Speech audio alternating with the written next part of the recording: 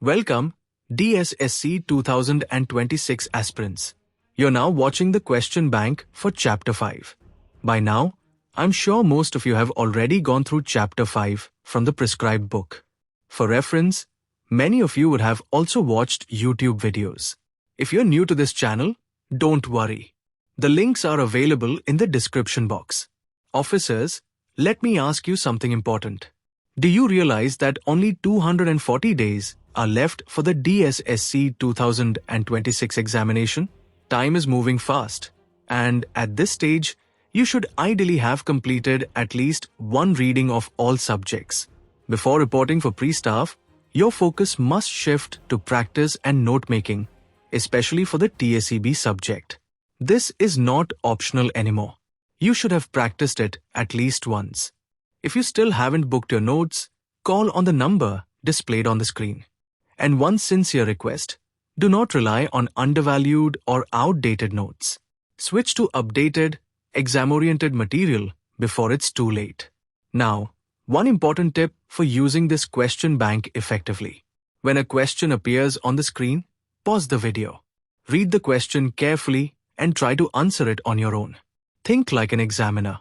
Once you've done that, play the video again and compare your answer with the solution provided. This simple habit will significantly improve your understanding and retention. Alright, let's get started. Question number 1. Question number 1 states, the Dhola incident triggered a chain reaction that escalated into a full-scale military confrontation in October 1962. Analyze. A. How the erroneous report of 600 Chinese troops escalated the situation at strategic, operational, and political levels. B. The decision-making failures in Army headquarters that allowed panic-driven orders to override ground intelligence. C. The consequences of this misreport for deployment, logistics, and the overall Indian posture at Nam Ka Chu. Alright officers, let's break this down slowly and clearly using the image on the screen and linking it directly to the chapter. Think of this like building blocks. One block placed wrongly, and everything on top starts wobbling. First, look at the image. At the center, you can see escalation of the Dhola Crisis. From this center point, the crisis spreads into 3 branches. Strategic level at the top, operational level in the middle, political level at the bottom. This visual itself tells you one important thing from Chapter 5. A small incident at the tactical level traveled upward and became a national crisis. Now let's start step by step. Strategic level. At the strategic level, everything began with one wrong input. A small Chinese patrol was mistaken as 600 Chinese troops. This is written clearly in the image as small patrol mistaken. Now imagine explaining this to a child. If one child says, "Sir, one dog is outside," and another says, "Sir, 600 dogs are coming," the reaction will be very different. That is exactly what happened in Delhi. Because of this wrong report, Delhi believed that a major Chinese offensive had begun. Dhola was no longer seen as a minor post issue. It was treated as a strategic threat. As shown in the image, there was a shift in focus. Instead of caution, patience, and verification, India moved towards urgent confrontation. This directly matches the chapter's explanation of how threat perception shapes strategy. So one exaggerated report changed the entire strategic thinking. Now let's move down one level. Operational level. Once the strategic alarm rang, pressure came down to the army. Look at the middle part of the image. Rushed orders. Units pulled back. Forward deployment. All 3 are linked. Because Delhi believed a large Chinese force was present, orders were issued in haste. There was no time given to verify ground reality. What happened next? Units that were moving to peace areas were suddenly pulled back. Troops were ordered to hold Dhola at all costs. Forces were pushed forward towards Thagla Ridge. This forward movement happened without confirming whether the original report was correct. The chapter repeatedly stresses this point. Operational decisions were taken to satisfy strategic panic, not battlefield logic. So at the operational level, Speed replaced sense. Now let's move to the last branch. Political level. This is the lowest part of the image, but in reality, it added the most pressure. Here, the image shows false report accepted, eviction planning, political pressure. Political leaders accepted the report of 600 Chinese troops without questioning it. Once they accepted it, high-level meetings were held. Plans were made to evict the Chinese. The military was pushed to act fast. At this point, military judgment took a back seat. Political urgency took control. The chapter explains this very clearly. When politics starts driving military decisions, escalation becomes unavoidable. Putting it all together. So officers, connect the dots. A false report started at the tactical level. It created strategic panic in Delhi. That panic led to rushed operational orders. Political pressure ensured there was no pause for verification. This is exactly how the Dhola incident escalated into a wider confrontation. Keep this image in your mind during revision. One wrong input, 3 levels affected, one inevitable outcome. Now, let's move ahead to the next part of the question. Now, let's move to part B of the question. This part is about decision-making failures at Army headquarters, and the image on the screen explains this beautifully. We'll walk through it slowly, exactly in the order shown, so it's easy to remember and easy to write in the exam. First, take a moment to look at the image as a whole. You'll notice something important. Everything is moving in one direction, ending at panic orders. This tells us that the problem was not one single mistake. It was a chain of failures. Let's start from the left side. 1. Normal procedures ignored. On the left block, the image mentions procedural failures. What does this mean in simple words? It means the Army's normal way of taking decisions broke down. At that time, the CGS and the DMO were absent. Because of this, the proper military decision-making chain collapsed. When key professionals are missing, decisions don't pass through the right filters. Into this gap stepped political leadership. Political leaders began issuing direct operational instructions, something that should never happen. This is exactly what the chapter highlights. Military advice was replaced by political urgency. So the first mistake was not about tactics or troops. It was about how decisions were taken. Now let's move to the right block. 2. Distorted chain of command. This block explains what happened once procedures failed.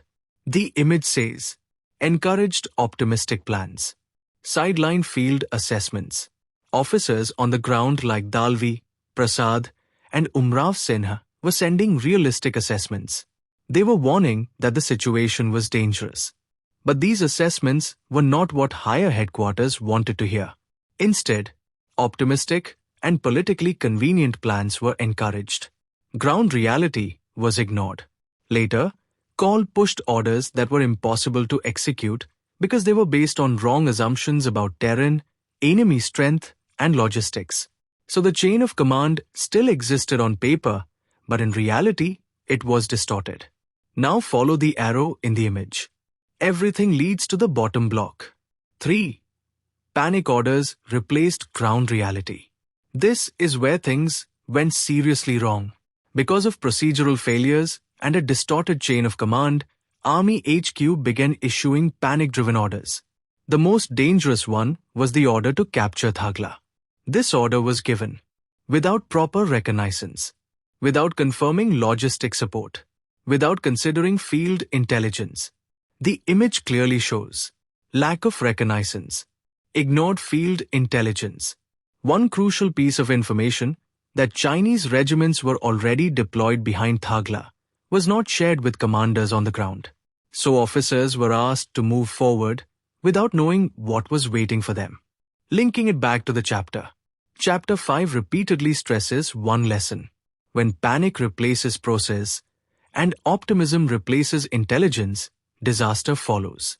At Army HQ, normal procedures were bypassed.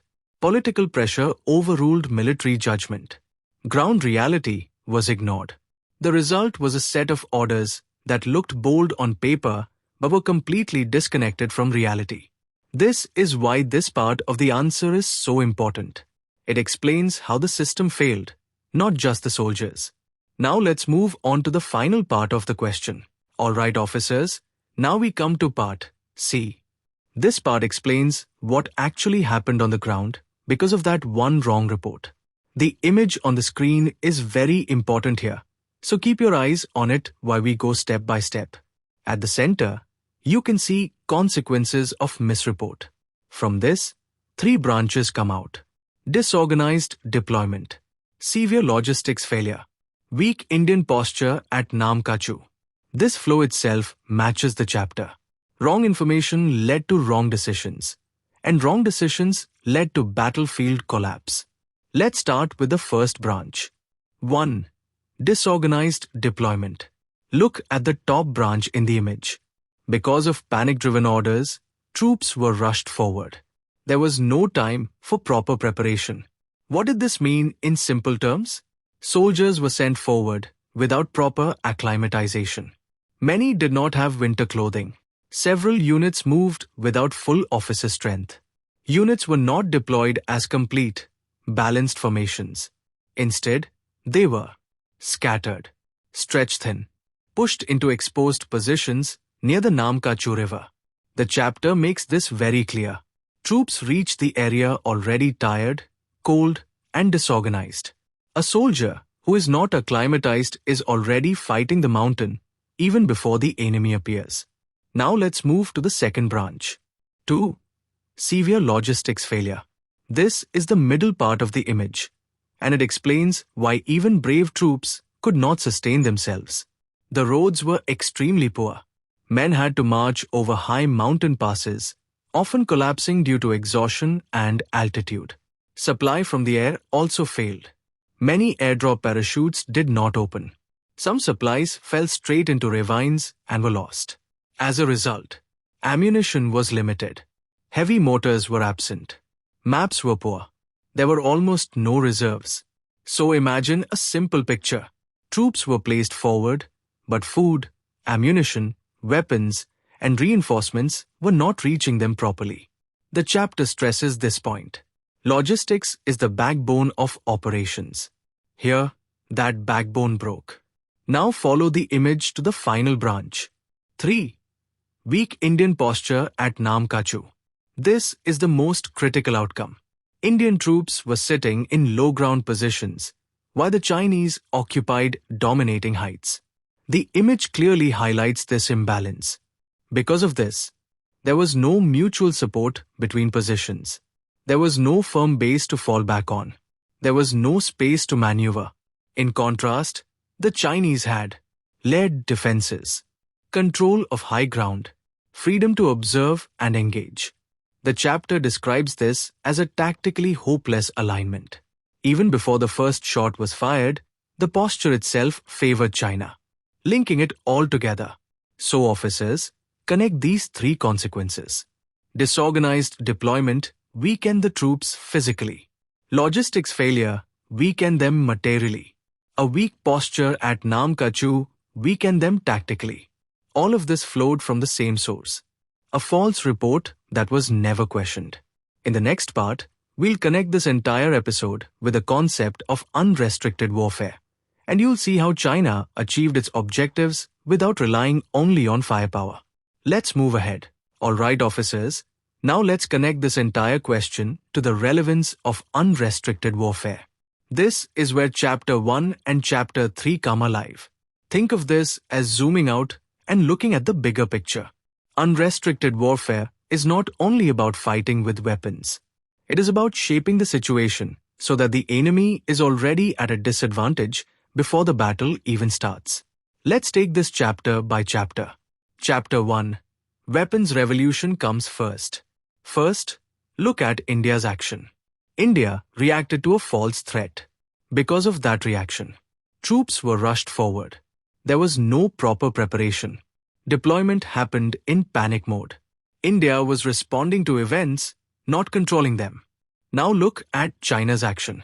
China was already well prepared, properly positioned, holding ground with strength. China did not rush. It waited. This is the core idea of unrestricted warfare. You don't wait for war to begin. You prepare the battlefield in advance so that when conflict starts, the outcome is already tilted in your favor. So the lesson from Chapter 1 is very simple. Preparation decides outcomes. China shaped the battlefield early, while India entered late and unprepared. Now let's move to the second linkage. Chapter 3. Touching the Elephant. This chapter talks about leadership and perception. Start again with India's action. Indian leadership was divided. Political leadership pushed for action. Military leadership was sidelined. Decisions were driven more by politics than by ground reality. Different parts of the system were touching different parts of the problem, but no one saw the full picture. Now look at China's action. China had a unified command, clear political military alignment, a single direction of effort. Because India was confused, China could exploit that confusion calmly and systematically. This fits perfectly with unrestricted warfare. You don't need to defeat the enemy head-on. You let his own confusion weaken him. Final takeaway for officers. So officers, when you link Dhola, Nam Ka Chu, and unrestricted warfare, the message is clear. China did not win only because of weapons or numbers. It won because it prepared early, controlled perception, maintained unity of command. India, on the other hand, reacted instead of shaping events, allowed political pressure to override military judgment, entered the fight already disadvantaged. This is why this question is so important for DSSC. It is not just history. It is a lesson in how modern conflict is won. Now let's move to next question. Question number 2. It states, assess Lieutenant General B. M. Kaul's leadership during the Dhola episode. Discuss A. His appointment as GOC 4 Corps, political backing and personal motivations. B.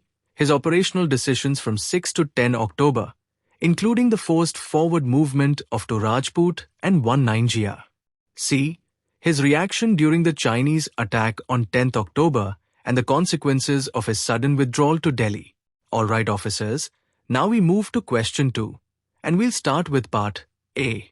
This part is about Lieutenant General B. M.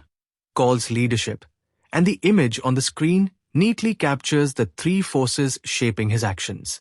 Keep referring to it as we go along. At the center, you see Lieutenant General B. M. Kaul's leadership. From this center, three clear branches emerge. His appointment as GOC 4 Corps. His strong political backing. His personal motivations. Let's take them one by one, slowly and simply. A. Appointment as GOC 4 Corps. Start with the right side of the image. Lieutenant General Kaul was not appointed through the normal military process. He was appointed directly by the political leadership with a clear task: to evict the Chinese. To make this possible, a new 4 Corps was created specifically for him. This bypassed the existing military hierarchy. Because of this decision, senior and more experienced commanders like Lt. Gen. Umrav Singh were sidelined. Normal command continuity was broken. The chapter highlights this as a major warning sign. When command structures are altered to suit one individual, professionalism starts suffering. So from the very beginning, Kaul's appointment was politically driven, not institutionally driven. B. Strong political backing. Now look at the bottom block of the image. Lieutenant General Kaul enjoyed exceptionally strong political backing. He was supported by Krishna Menon. He also had the confidence of Prime Minister Nehru. Because of this backing, political leaders believed Kaul would deliver a quick and decisive success. Once Kaul arrived in the theatre, Eastern Command's role faded. Even the course was pushed into the background. In simple terms, Kaul did not function like a normal field commander. He operated with direct access to the political leadership. The chapter makes an important point here. When a commander answers more to politicians than to the military chain of command, balance is lost. C. Personal motivations. Now move to the left side of the image. This part explains why Kaul acted the way he did. Lieutenant General Kaul was driven by strong personal motivations. He wanted to prove himself as a bold commander. He saw this mission as a chance to gain prestige. He also wanted to vindicate his reputation. Because of this mindset, his confidence grew faster than the situation justified. Professional military advice from the field was brushed aside. Ground realities were seen as obstacles, not warnings. The chapter subtly but clearly shows this. Kaul's personal ambition began to overshadow objective assessment. So officers, connect these three elements. A special appointment created outside normal hierarchy. Strong political backing that weakened institutional checks. Personal ambition to succeed quickly. Together, they shaped Kaul's leadership during the Dhola episode. This combination explains why decisions later became rushed, unrealistic, and disconnected from reality. With this foundation clear, we are now ready to move to part B, where we'll examine his operational decisions from 6th to 10th October. Now let's move to question 2, part B. This part focuses on Lieutenant General Kaul's operational decisions between the 6th and 10th October. And the image on the screen explains this sequence step by step. Follow the numbers in the image. They tell the story in the correct order. Think of this like a road with 4 turns. Each wrong turn made the next one more dangerous. 1. Forced forward movement. Start with point number 1 on the image. Lieutenant General Kaul ordered to Rajput and 19 Gorkha rifles to move immediately from Lumpu to Tsangadhar. There was no pause, no preparation. What did this mean on the ground? Troops had to march across 14,000 to 16,000 feet high passes. They did this without warm clothing, tents, or proper supplies. As a result, many soldiers fell sick. Several Gorkhas died due to exposure alone before even meeting the enemy. The chapter is very clear here. These losses were not due to combat. They were due to decisions. Now let's move to the second step. 2. Ignored logistics and terrain. Look at point number 2 in the image. Kaul did not wait for porters, rations, ammunition stocks. He assumed that all requirements could be airdropped later. This assumption proved completely wrong. Many airdrops failed. Supplies fell into ravines or never reached the troops. The chapter highlights this contradiction sharply. Plans were made on paper, but terrain and weather did not cooperate. In simple terms, soldiers were sent forward first, and support was thought about later. This is the reverse of sound military planning. Now move to point number 3. 3. Direct control over operations. At this stage, Kaul moved from oversight to direct control. He overruled brigade and division commanders, issued orders directly from above. He also set implausible deadlines, demanding that troops be in position by 7th October regardless of ground conditions. Most critically, he ordered the occupation of Yamtsula, without reconnaissance, without artillery or fire support. The chapter makes this point very clear. Field commanders' warnings were ignored, and professional judgment was overridden. Now follow the sequence to the final point. 4. Unrealistic attack plan. This is where all earlier mistakes came together. Kaul expected infantry to succeed, without artillery, without heavy mortars, without reliable maps. In effect, he treated the operation as a symbolic show of resolve, not as a realistic military plan. The chapter uses strong language here. This was not an attack designed to succeed. It was a political demonstration dressed as a military operation. So officers, link these 4 steps clearly.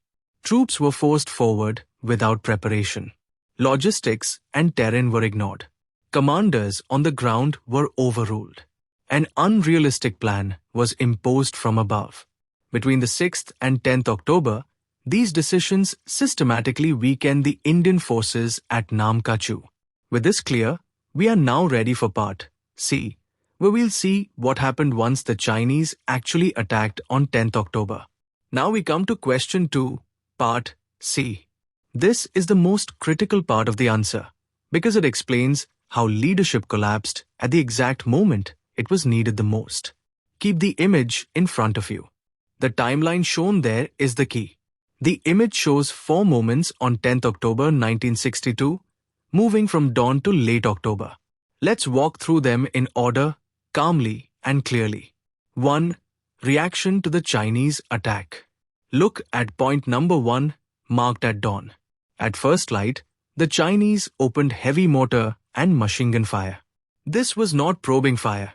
It was deliberate and intense. Lieutenant General Kaul was shocked.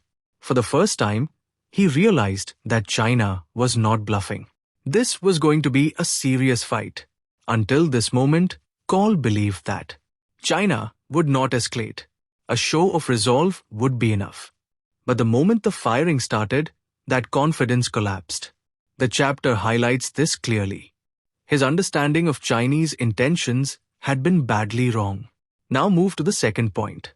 2. Sudden decision to abort. This is the turning point. Mid-morning, Kaul took a sudden decision.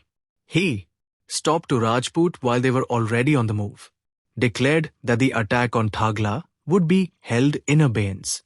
But here is the critical mistake. He told 7 Brigade to hold positions, but he did not improve their posture. He did not strengthen defenses. He did not reposition troops. So the brigade was left frozen in exposed locations, doing nothing but waiting. In simple terms, the troops were neither attacking nor withdrawing. They were stuck. Now follow the timeline to the third point. 3. Withdrawal to Delhi. This is where leadership failure became complete. Instead of staying at the front, Kaul left the battlefield immediately, took senior staff with him, went to Delhi to brief the political leadership. This meant that at the most critical moment, the brigade was abandoned. Command at the front weakened instantly. Brigadier Dalvi was left to manage the crisis alone without higher-level support or guidance. The chapter uses strong language here. Kaul's departure created confusion, damaged morale, and removed decision-making authority from the battlefield. Now move to the final point. 4. Consequences. The effects of this withdrawal were immediate and severe. Because of the aborted attack and Kaul's exit, the brigade remained in exposed positions. There was no clarity on future action. There was no reinforcement or support. The Chinese observed this hesitation. They continued strengthening their positions, prepared for a larger offensive. This sequence directly set the stage for the catastrophic Chinese offensive later in October. The chapter makes one thing very clear. Once the Chinese sensed confusion and lack of resolve, they exploited it fully. Why this part fetches marks? Officers, this is where you score. This part shows collapse of confidence, poor crisis leadership, absence of command presence. Leadership is tested not when things go as planned, but when plans fail. On 10th October, Kaul failed that test. Next, we will link this entire question with the relevance of unrestricted warfare. And that linkage is what turns a good answer into a high-scoring one. Alright officers, this is the final linkage. And this is exactly where extra marks come from. We now connect Lieutenant General Kaul's leadership during Dhola with the concept of unrestricted warfare, specifically Chapter 3, Touching the Elephant.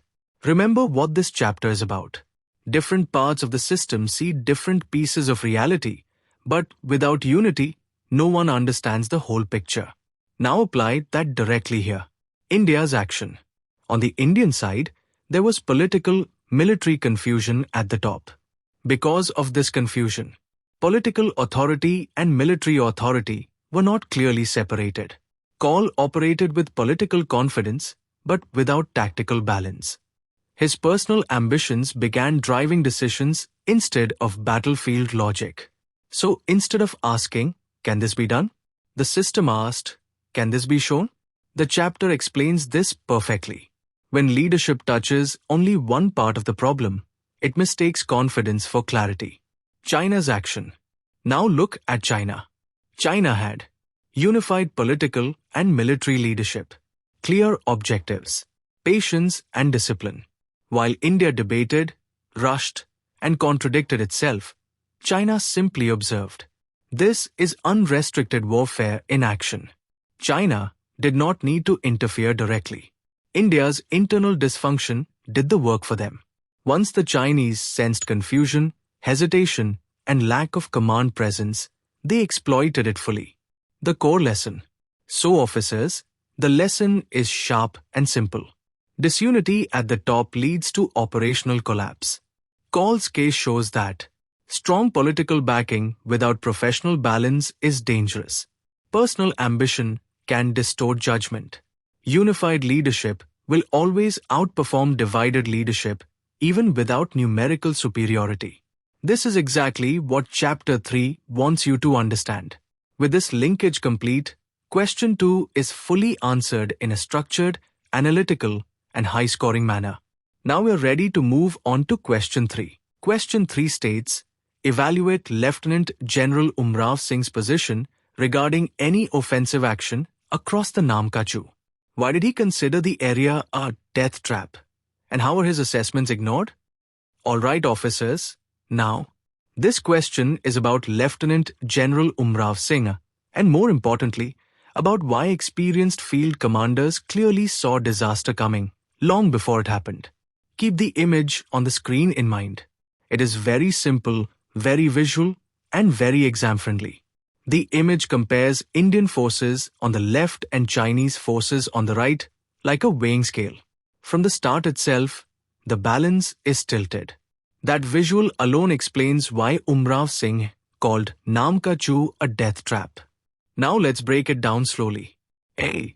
Why Lieutenant General Umrav Singh opposed any offensive across Nam Ka Chu. 1. Severe logistical weakness. Look at the first point on the Indian side of the image, severe logistical weakness. Umrav Singh clearly stated that India could not reinforce or sustain troops in this area. Why? There were almost no proper roads. Supply routes were slow and unreliable. Troops were already short of rations. There were no reserves, very little winter clothing, and limited ammunition.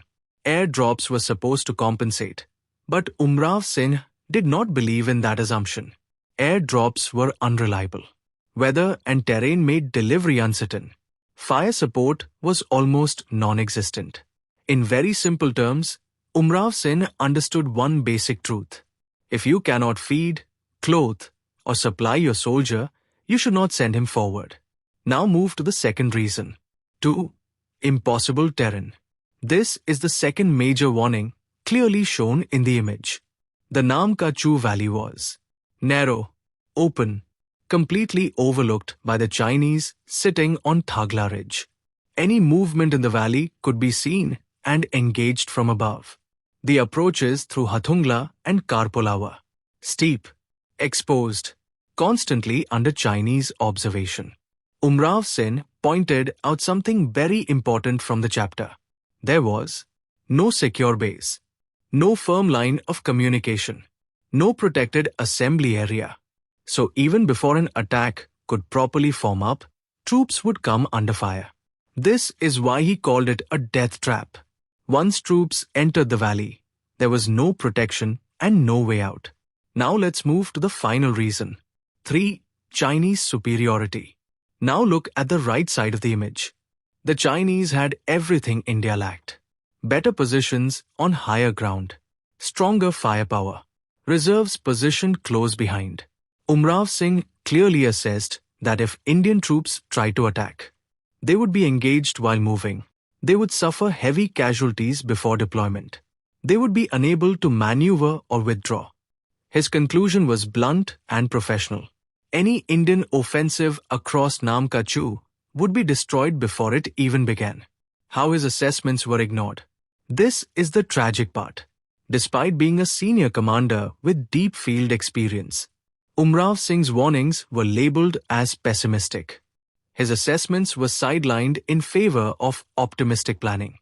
Political urgency and Kaul's confidence overruled professional judgment. The chapter makes this point very clearly. Sound military advice was ignored because it did not fit the desired narrative. So officers, remember this structure for the exam. Umrav Singh opposed offensive action because of logistics that could not sustain a fight, terrain that favored only the defender, Chinese superiority in position, firepower, and reserves. He called Nam Ka Chu a death trap, not emotionally, but professionally. History proved him right. Alright officers, now let's move to question 3, part B.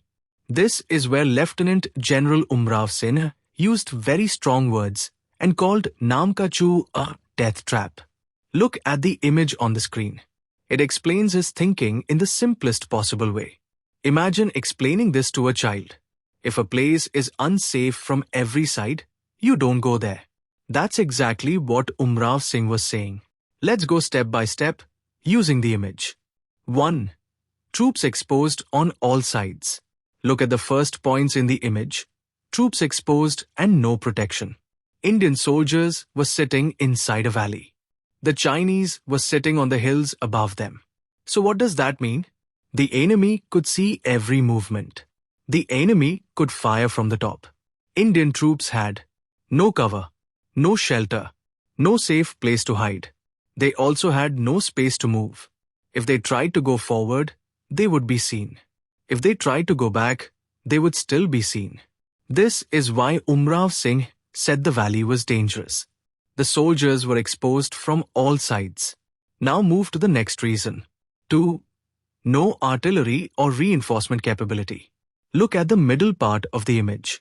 The brigade had no artillery, no heavy weapons, no reserves waiting behind.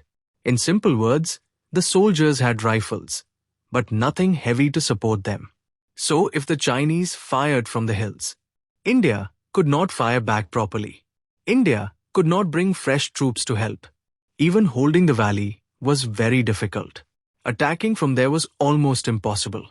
Umrav Singh understood this clearly. Without support and reinforcement, soldiers are left alone. Now move to the last and most important point. 3. Guaranteed casualties. Look at the bottom of the image. Umrav Singh believed that any push towards Thagla would lead to heavy losses, no success. He clearly said that the area was unfit for survival, not suitable even for one brigade. In very simple terms, he knew that soldiers would be hurt or killed. The mission would still fail. That is why he used the word death trap, not to scare anyone, but to warn them.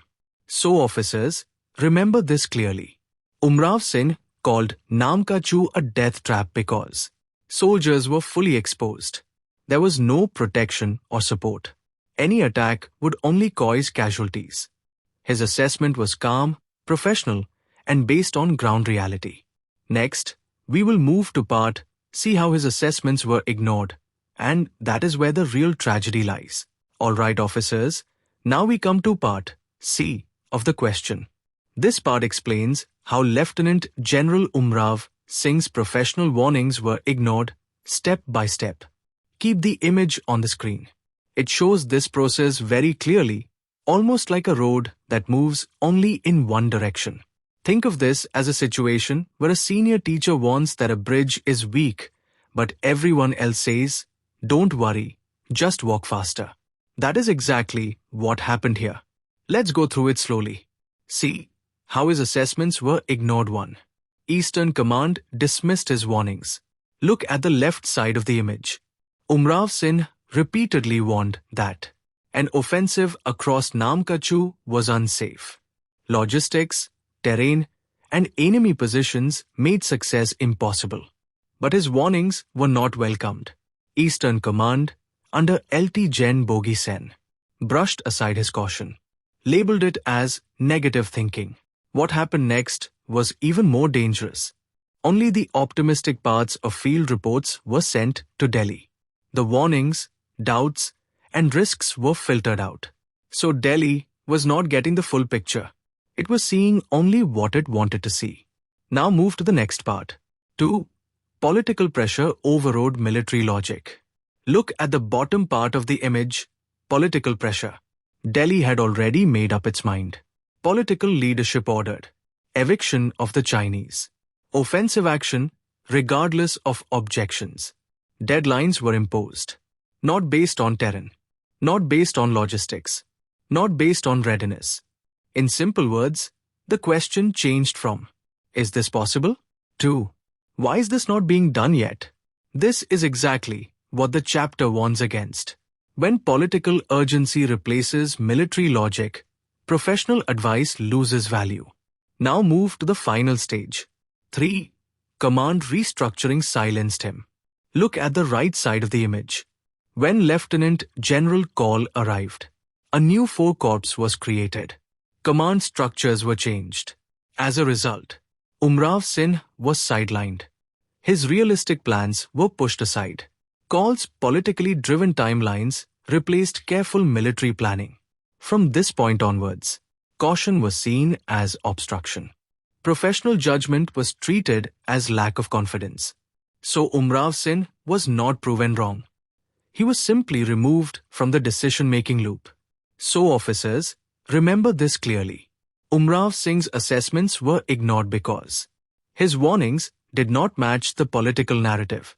Selective reporting hid ground reality. Command restructuring removed dissenting voices. This was not a failure of knowledge. It was a failure of listening.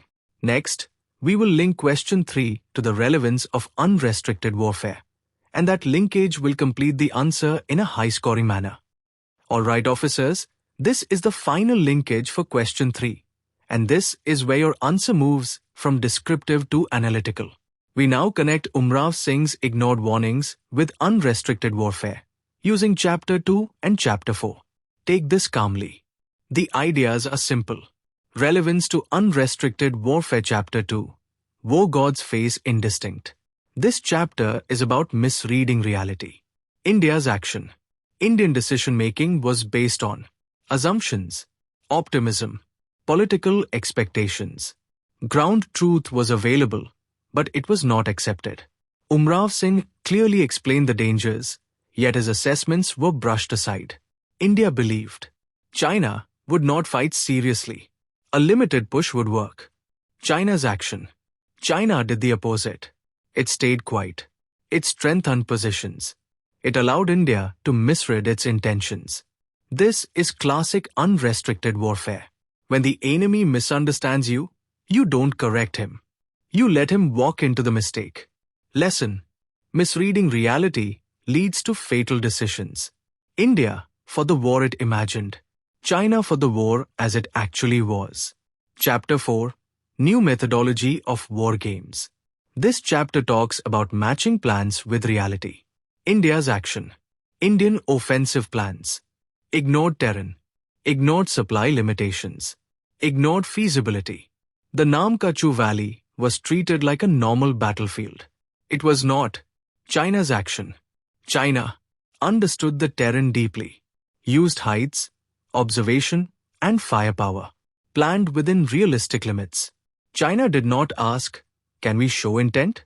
It asked, can this work? Lesson. Strategy must match terrain and resources. If planning ignores geography and logistics, failure is guaranteed. So officers, the unrestricted warfare angle is clear. China did not defeat India only with bullets.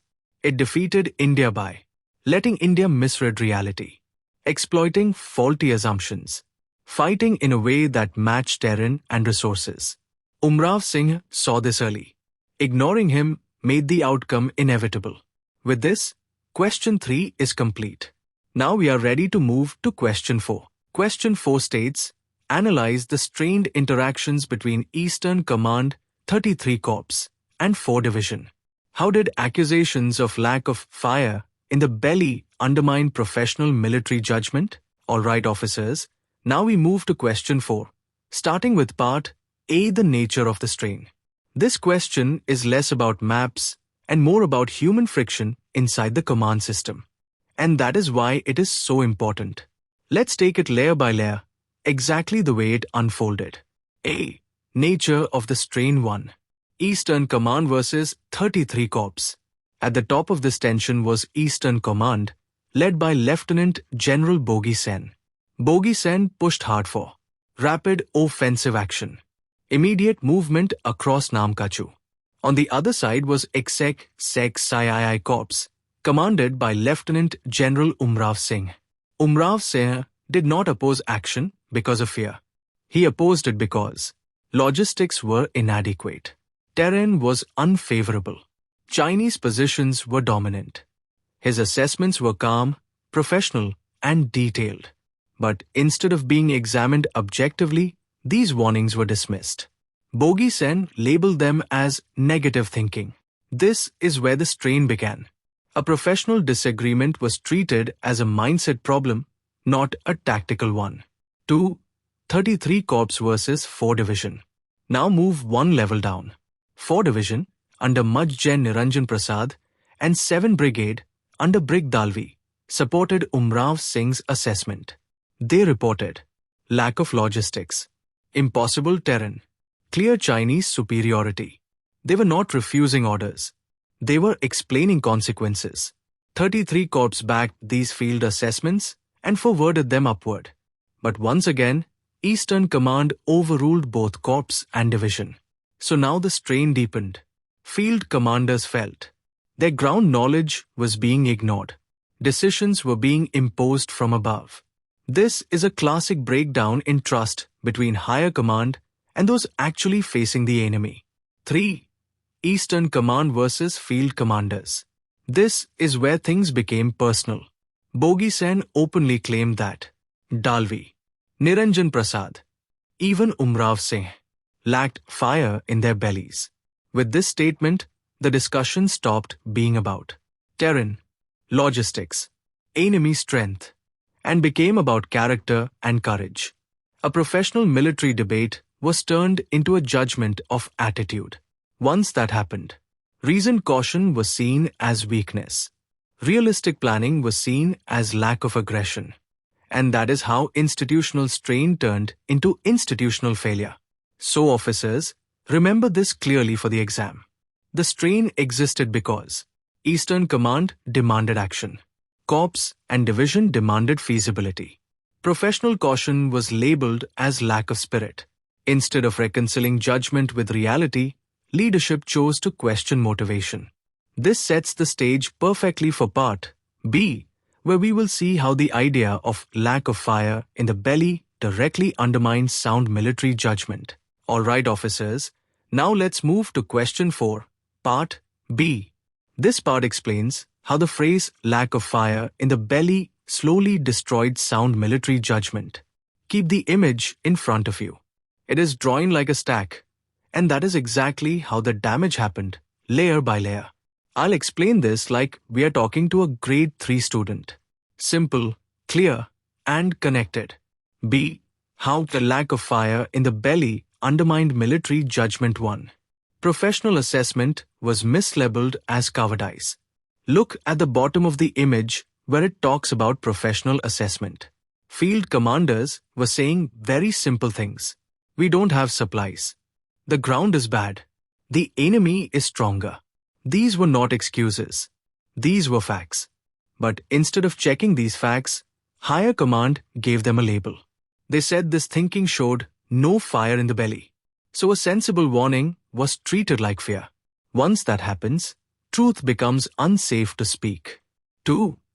Pressure to conform replaced honest feedback. Now move one step up the image. Pressure to conform. Commanders began to feel something dangerous. If I speak honestly, I will be called timid. If I agree silently, I stay safe. So what happened?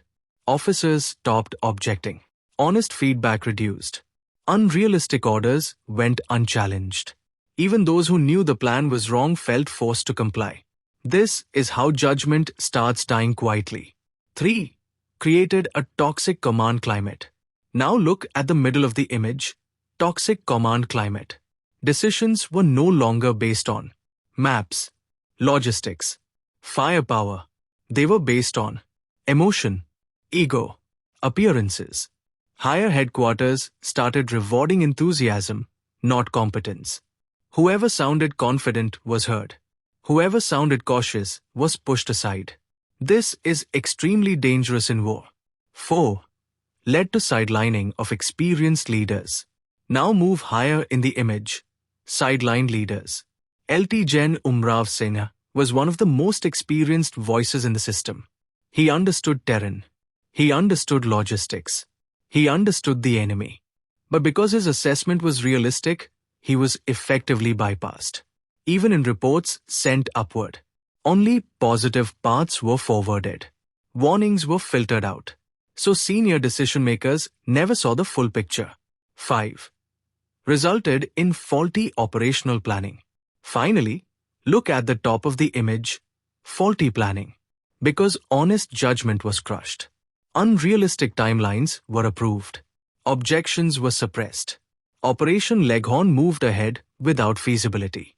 The result was failure that could have been avoided. Not because soldiers lacked courage, but because the system punished honesty. So officers, remember this clearly. The phrase lack of fire in the belly turned logic into weakness, turned caution into cowardice, turned debate into silence. Once that happened, military judgment collapsed from the inside. Now we will connect question 4 with the relevance of unrestricted warfare. And that is where the final learning comes together. Let's finish question 4 by linking it to the relevance of unrestricted warfare. This is the wrap-up that turns your answer into a scorer. Relevance to unrestricted warfare chapter 3, touching the elephant. This chapter is about lack of a shared picture at the top. India's action. Indian leadership was split. At the top, decisions were driven by emotion and urgency. Below, field commanders were realistic and grounded in facts. So different levels were seeing different realities. When senior commanders warned about terrain, logistics, and feasibility, they were labeled as lacking offensive spirit. China's action. China had a unified command. Political and military leadership spoke one language. Everyone worked toward the same clear objective. This unity allowed China to stay calm while India argued internally. Lesson. Internal division magnifies enemy advantage. A divided system defeats itself before the enemy has to. Chapter 4. New methodology of war games. This chapter explains how modern warfare punishes poor planning. India's action. India prioritized offensive spirit, appearances of aggression, and ignored terrain, logistics, feasibility. Plans looked bold, but they were not workable. China's action. China planned with accurate ground data, terrain awareness, realistic timelines. China for the war that made sense, not the war that sounded brave. Lesson. Emotion-driven planning collapses in modern warfare. Only plans rooted in reality survive contact with the enemy. So officers, the unrestricted warfare lesson is clear. China did not need to break Indian morale. Indian leadership broke its own professional judgment by silencing honest voices, rewarding enthusiasm over competence, confusing courage with recklessness. That internal weakness gave China the advantage. With this, question 4 is complete. Now, before we move on to question 5, officers, if you are really liking this video, please do like, share, and subscribe. Let us move to question number 5, which states, describe the role of Havildar Malkiat Singh and Naik Singh during the Chinese assault at Xinjiang. What does their stand reveal about small unit leadership? Alright officers, now we move to question 5, starting with part A, the role of Havildar Malkiat Singh. This is a very important part of the paper because it shows how individual courage and small unit leadership can shape a battle even when everything else is going wrong. Keep the image on the screen. It tells the story clearly. A. Havildar Malkiat Singh's role at Xinjiang. Think of this like a simple battlefield lesson. One soldier, one weapon, one correct decision. 1. Perfectly positioned LMG. Look at the first part of the image. Havildar Malkiat Singh sighted his LMG on the Karpala to flank. This position was not random. From here, he could see the Chinese assault line clearly. His fire went across the enemy formation, not straight at it. This is called enfilade fire, but in simple words, it means one burst hit many soldiers. The enemy had no cover. His positioning multiplied the power of his weapon. This shows tactical sense at the smallest level. 2. Broke the first Chinese attack. Now look at the second part of the image. When the Chinese began their assault, they were not expecting fire from this direction. Malkiat Singh opened up with his LMG. The result: the first Chinese wave was shattered. Soldiers were caught completely unaware. The attack lost momentum immediately. This single LMG stopped what was supposed to be a coordinated assault. The chapter highlights this clearly. At a moment when the overall situation was weak, one well-handled weapon restored balance, even if briefly. 3. Stayed in action despite heavy fire. Now look at the last part of the image. Once the Chinese realized where the fire was coming from, they reacted hard. They brought down mortar fire, medium machine gun fire. All of it was concentrated on Malkiat Singh's position. But he did not move. He did not abandon the gun. He did not stop firing. He held his position until ammunition ran low. Only then, and only on orders, did he withdraw. This is very important. He did not withdraw because of fear. He withdrew because the mission was complete and ammo was finished. What this shows about small unit leadership. Officers, this is the key takeaway. Havildar Malkiat Singh showed that leadership does not depend on rank. Correct positioning matters more than numbers. Courage plus skill can stop a stronger enemy. At Xinjiang, when high-level plans were failing, small unit leadership still held the line. This is why DSSC values such examples. They show the real character of a fighting force. Now, we will move to part B, the role of Naik Singh. And together these two stories will complete the answer to question 5. Alright officers, now we move to question 5, part B, the role of Naik Singh. Keep the image on the screen. It tells the story in a very direct and emotional way, and we'll walk through it slowly and clearly. Think of this as a simple idea. When everything is falling apart, one soldier decides not to move back. B. Naik Singh's role at Xinjiang 1. Held a forward sangar under intense fire. Look at the right side of the image showing the forward position. Naik Singh was not sitting in a safe place. He was in a forward sangar. There was very little cover. Enemy fire was coming from close range. Despite this, he stayed at his position and continued firing. This matters because a forward sangar is the first point of contact. If it collapses, everything behind it becomes exposed. Singh understood this and chose to hold. 2. Covered the patrol's withdrawal. Now look at the middle point in the image. Withdrawal cover. When the patrol was ordered to pull back, someone had to stay behind. Someone had to take the risk. Naik Singh did exactly that. While others moved back, he kept firing. He slowed down the Chinese advance. He protected his comrades during withdrawal. In very simple terms, he put himself in danger so others could survive. This is pure small unit leadership. No orders, no speeches. Just action. 3. Fought until surrounded. Now look at the top point. Surrounded fight.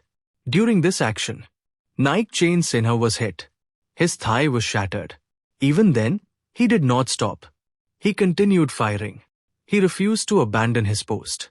At this stage, he urged Havildar Malkiat Singh to escape while he stayed back. The last sight of him was fighting alone, surrounded by the enemy. This was not reckless behavior. It was a conscious choice to delay the enemy and protect others. Why this matters? Officers, this example is important for one reason. Naik Singh had minimal cover, severe wounds, no chance of reinforcement. Yet he chose to fight on. This shows that leadership at the small unit level is about responsibility, sacrifice, moral courage. Next, we will move to part C and bring together Malkiat Singh and Singh to understand what their stand reveals about small unit leadership. Alright officers, now we come to question 5, part C. This is the heart of the answer. This is where you explain what their stand really means, not just what they did. Keep the image on the screen. It is drawing like a pyramid, and that is important. It shows that strong leadership at the top rests on solid actions at the bottom.